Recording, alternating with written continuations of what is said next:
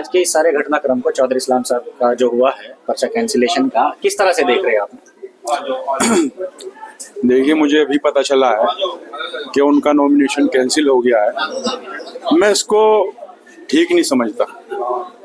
जब कोई लड़ना चाह रहा है और वो उसने अपना नॉमिनेशन दाखिल कर दिया है तो उसको पूरा मौका देना चाहिए लड़ने का। और हम भी, हमारे वालिद साहब की भी यही हमेशा ख्वाहिश रही है कि जब हम लड़ें तो मजबूत आदमी से लड़ें। तो हम तो चाह रहे थे कि भाई चौधरी साहब एक मजबूत प्रत्याशी थे, हम तो चाह रहे थे उनसे ही हो, जो भी बात हो या जो भी हमारा एक मामला, वो अपनी तरफ से खड़े थे, हम अपनी तरफ से मजबूत दावेदारी पेश कर रहे थे। लेकिन मेरी नज़र में ये, मैं इसको ठीक नहीं कहूँगा और ये ठीक भी नहीं है। अच्छा, मैं अगर एक बात इस तरह से करूं कि आपके जो प्रत्याशी हैं जुल्फकार ठेकेदार साहब, उनके सामने से एक मजबूत प्रत्याशी हट गए, मतलब एक बात ये भी तो हो जाती है कि जुल्फकार ठेकेदार साहब के सामने एक मजबूत प्रत्याशी थे चौधरी इस्लाम साहब, आप खुद मानते हो इस चीज को तो कि अच्छे लीडर हैं, तो इसमें तो आपको खुशी होनी चाहिए।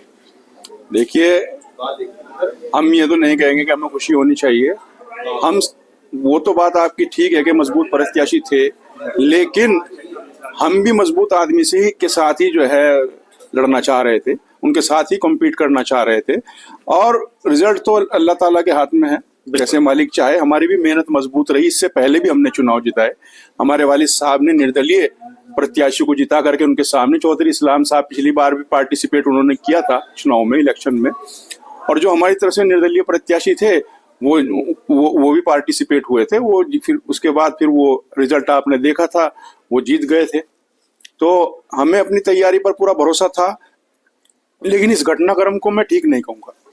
तो जैसे कि आपने बताया, आपके वालिद साहब मरहूम हाजी सरवत करीम अंसारी साहब ने निर्दलीय प्रत्याशी उतारा था, तो शायद उन्हीं के नक्शे कदम पे चलते हुए आपने भी निर्दलीय जो है जुल्फकार ठेकेदार साहब को उतारा है मैदान में। क्या ये सब चीजें वहीं से इंस्पायर्ड हुए? देखिए, उस टाइम भी ये फैसला हमारे जिम्मेदारों का था, इस बार भी ये फैसला हमारे जिम्मेदारों का था।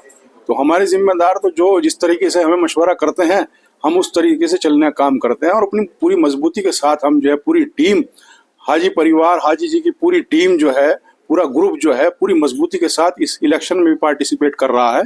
और दावेदार चाहे कोई भी आ जाते, हम अपनी तरफ से पूरी तरीके से मजबूत थे।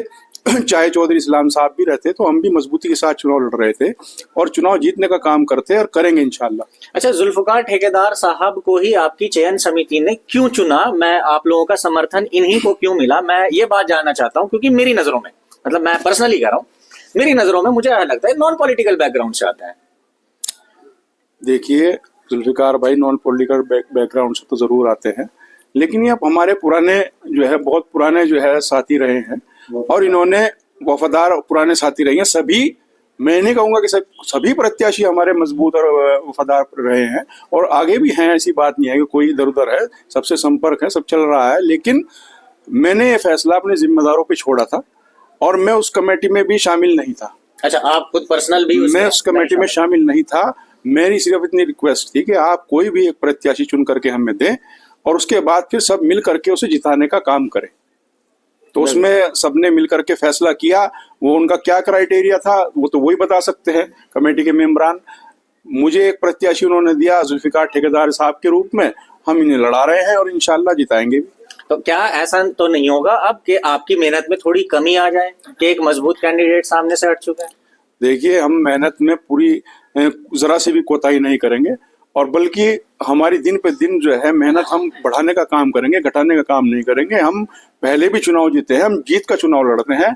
हम इंशाल्लाह पूरी जी जान से मिल करके, लग करके पूरी टीम इनको जिताने का काम करेंगे। कोई मैसेज जो आप देना चाहें?